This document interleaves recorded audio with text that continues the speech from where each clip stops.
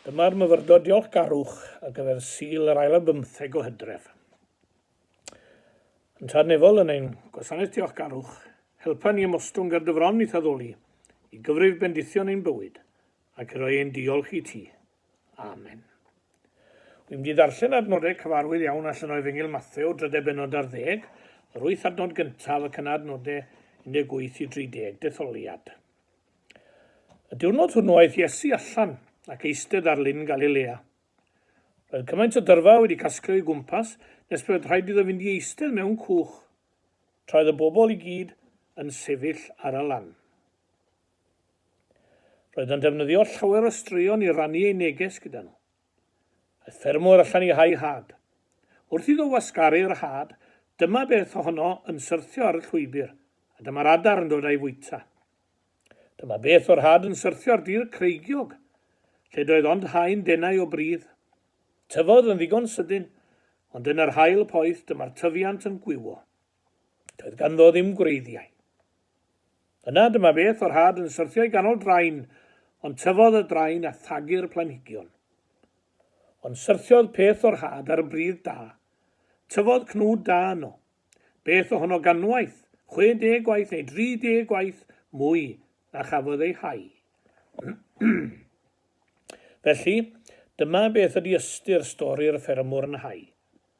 Pan mae rhywun yn clywed y neges am y deyrnas a ddim yn deall, mae'r un drwg yn dod ac yn cipio beth gafodd ei hau yn y galon.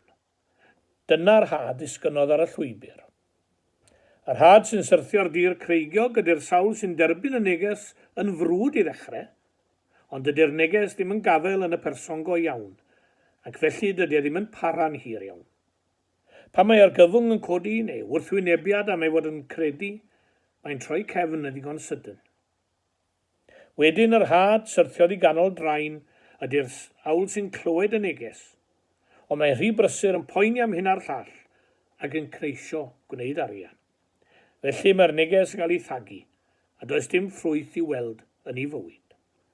Ond yr had sy'n syrthio'r dir da ydy'r sawl sy'n clywed y neges ac yn ei ddeall. Mae'r effaith fel cnwd anferth, ganw gwaith neu 60 gwaith neu 30 gwaith mwy na gafodd ei hau. Wel, fel testyn i myfyrdod, dwi'n dewis allan o drydedd adnod, y drydedd benod ar 10 o Efengyl Mathew, wele heiwr aeth allan i hau. Mewn cwch yr oedd yr arglwydd Iesu ar y pryd, heb fod ymhell o'r lan. Cododd ei olygon tua'r tir, a sylwodd ar ddyn heb fod ymhell wrthi yn bwrw had. Golygfa gyffredin iawn, ond cawn yr Iesu yn tynnu sylw'r disgyblion ati. Wele, edrychwch, craffwch ar y gŵr yna'n hau, meddai. Mae'r hyn a welwn a'n llygad yn hunain yn gwneud mwy o argraff arnom na gwrando yn unig ar eiriau. Gwyddai'r Iesu hynny'n dda.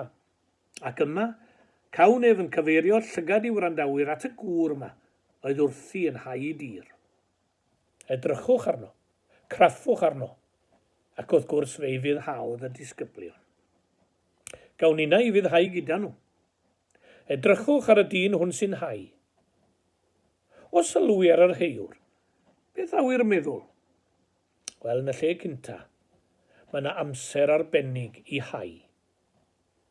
Byddai'r un ohono ni mynd i gynhea gwair ym mis Rhagfyr, a fydde neb yn mwy ara mis Ionawr, a fydde ddim yn disgwyl cynheuaf llafur ym mis Mawrth. Mae yna amser arbennig i'r cynheuaf, ac yn union felly, a mae yna amser arbennig i hau'r had hefyd. Yn ei lythyr at y Galatiaid, mae'r apostol Paul yn dweud, tra bydd amser gennym, gadewch i ni wneud da i bawb. Amser yn yr ystyr yma yn golygu amser cyfaddas, appropriate time. Hynny yw, fe ddaw cyfle ac amser arbennig. Mae garddwyr profiadol yn gwybod pryd i hau a pryd i fedi. Roedd amser addas i bob gwaith yn ystod tyfiant y cnwd. Mae'n amseroedd arbennig i'r hwn sydd am hau gair Duw yn ein byd hefyd. Wrth gwrs, ni'n cydnabod bod rhaid hau'r had ar bob adeg, ond da i ni gofio bod yn amserau ac adegau sy'n fwy addas na'i gilydd yn ein hanes ni gyd i roddi dyfnder i'r had. Adegau pan ydym yn fwy derbyngar ein hysbryd. Yn ystod cwrdd neu gyfarfod y gynhelir yn yr wythnos, falle mae nifer fechan fydd yno, ond mae yna naws ac ysbryd arbennig iawn. Hwn ydy'r dydd o ras ein Duw yr amser cymeradwy yw. Yna, adeg cymanfa ganu falle. A gen i atgofion melys am ddyblu a threblu cor Carsalem a'i thebyg yn y gymanfa, morio teyrnasoedd y ddeiar. Dyna i chi amser cymeradwy, siawns. Ond ar adeg tristach hefyd. Moelwyn oedd yr emynydd ag anodd, fe all mae'r storom fawr ei grym a ddwg y pethau gorau im. Hwyrach mae drygau'r byd a wna i'm henaid mofyn pethau da. Ie, mewn storom, ar yr adeg hynny falle. Mae yna hanes am fachgen ifanc. Naw na i ddim ar capel, o wedi troi gefn. Ac pob hau ar ran ei rieni a'i ffrindiau a'r gweinidog oedd y cyfan yn ofer. Os wyt ti am adael Iesu, nid i wef am dadael di, mae yn galw arna heddiw ddod yn ôl i'w gorlan gi. Na, doedd dim symud arno. Ond yna fe gollodd ei fam yn ddisymwth, ac fe rhywun yn cael gair dy fe, ac fe ailgydiodd yn ei ffydd. Fe heiwyd ar yr amser addas. Roedd yn had yn dod o'r gogledd, o ardal defaid yn wahanol falle'n gwartheg-godro ni. Oedd e'n sôn wrtho i weithio am ddwrnod cneifio. Roedd yn adrodd un stori am sut yr arferau'r plant fod yn y gorlan fawr yn dal y defaid i'r cneifiwr. Wedi bod wrthi am amser hir oedd tair ar ôl, ac un yn rhifywiog i'r plant o lawer. O weld y plant yn methu ei dal, medde'r hen ffarmwr, gadwch chi fod. Fe rown i hi yn y gorlan fach yn y funed nawr, a fydd hi'n haws i'w thrafod fan ni. Wel, mae yna ryw gorlan fach yn yn hanes ni gyd. Ryw amser, ryw adeg pan mae'n haws siarad gyda ni. Mae'n amser arbennig i ninnau wrth hau y gair ymhlith dynion. Yr ail beth i sylwi yw swyddogaeth yr heiwr yw hau, neu waith e. Mae yna berygl i ni gredu yn bod ni yn ei popeth, a meddwl na all neb arall neu dim ond yn ni. Dyn ni'n digon mawr yn ei popeth, a dyn ni ddim yma ddigon hir i wneud popeth. Fe ddysgodd yr apostol Paul y wers yma, ac fe geisiodd ei dysgu aelodau'r eglwys yng Nghorynth. Fel hyn yma'r 6 adnod, o 3 bennod o lythyr cyntaf Paul at y Corinthiaid yn darllen. My fi a blanodd, Apollos a ddyfrhaodd, ac yna mae'n dweud, ond Duw oedd yn rhoi'r tyddiant. Mae un o hanesion olaf, Iesu Grist a'i disgyblion, yn adrodd amdano'n gorchymyn i Seimon Pedr, porthaf o wyn, bugeiliaf y nefaid, porthaf y nefaid, ac yna fe a ddywedodd wrtho canlyn fi. Yna mae Pedr yn gweld Ioan yn dod, a pa welodd Pedr hwnnw, fe a ddywedodd wrtho'r Iesu, ond arglwydd beth am na hwn, a'r Iesu'n dweud wrtho, beth yw hynny i ti? Canlyn di fy fi. Ond i ni'n debyg i Pedr, yn trio deall a gwybod popeth. Mae Iesu Grist, fel sef e'n dweud mewn ffordd garedig wrth Pedr, i bod yn bryd iddo wybod ei le a'i gyreiddiadau. I ni gyd yn dipyn o busybodies yma'n chwilfrydedd ni yn aml yn ymylu ar ymyrraeth a busnesu a Duw ei hunan. O gan blentyn bach, gar hen ffasiwn, un o'r ein geir bach clockwork na chi'n bod. Oedd e'n gweithio'n dda, bachgen wrth i fodd o fe. Ond yr rhaid iddo fe dynnu fe'n ddarnau i weld sut oedd e'n gweithio. Ac yn ei chwilfrydedd wrth fusnesu, fe faluriodd yr union beth oedd yn rhoi mwynhad a llawenydd iddo. Mae anian y plentyn yn y dyn, ac i ni o'i hyd yn greaduried busneslyd iawn, hyd yn oed yn ein perthynas â Duw. Mae'n bwysig ein bod yn gwybod ein lle a'n maint, wrth y draed o disg i mi, beth yw fi a phwy yw ti. Ie, swyddogaeth yr heiwr yw hau.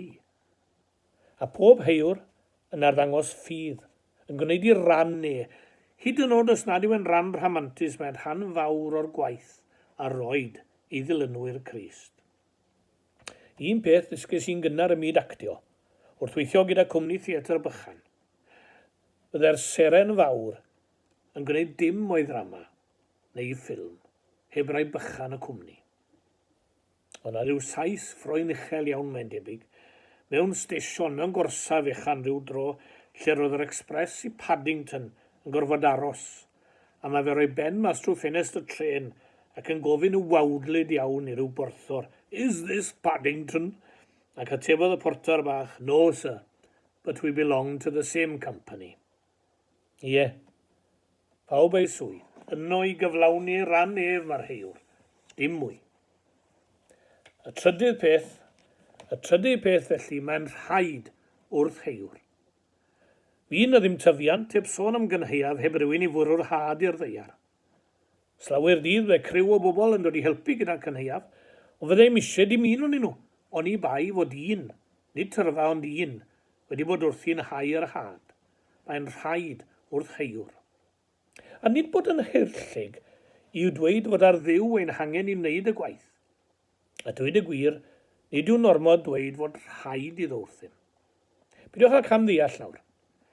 Nid am na all wneud hebddo ni, ond am iddo ef ddewis y ffordd hon i gyflawni fwriadau'r y ddeiar, trwy ddynion y dewisol Duw weithio yma. Mae yna chwedl yn dweud i'r angel wedi'r ysgyniad ofyn i'r Iesu pwy sy'n cario'r gwaith ymlaen. Pedr, Thomas, Ioan ac yn y blaen. Criw gwrfedd ydynt, beth os methant? Ac ateb yr Iesu, does gen i ddim darpariaeth arall. A mae yna neges i ni heddiw fyna. Mae Duw yn hangen i wneud ei waith a rhaid i ni beidio bod ofn methu. Allen bod ni'n griw gwrfedd. I ni mell o fod yn berffaith yn ni, ond yn dyletswydd i'w trosglwyddo neges Duw ac egwyddorion y faddeuant a chariad wrth geisio dylanwadu at eraill ac anelu at fyd heddychlon. Mae angen i ni fod yn ddiolchgar am yr hyn sy'n gennym, ac yn sgil hynny, dylem feddwl yn greadigol, yn wahanol ac yn bositif wrth hau. Pan fod bywyd yn rhoi can rheswm i chi lefen, dangoswch fod bywyd yn rhoi 1000 o resymau i chi wenu. Wrth i ni ddiolch am yr hyn a gafwyd gan Dduw, gadwch i ni ddiolch am y fraint o gael cario ei neges allan i'r priffydd a'r ceie a hau ei had ar y ddichedd hon. Pan oedd yr Iesu'n sôn wrth y deuddeg am adael y byd hwn a mynd yn ôl at ei dad, fe wnaeth datganiad rhyfeddol pan ddywedodd yr hwn sydd yn credu yno fi, y gweithredoedd rwy fi'n ei gwneithir, yntai hefyd a'i gwna.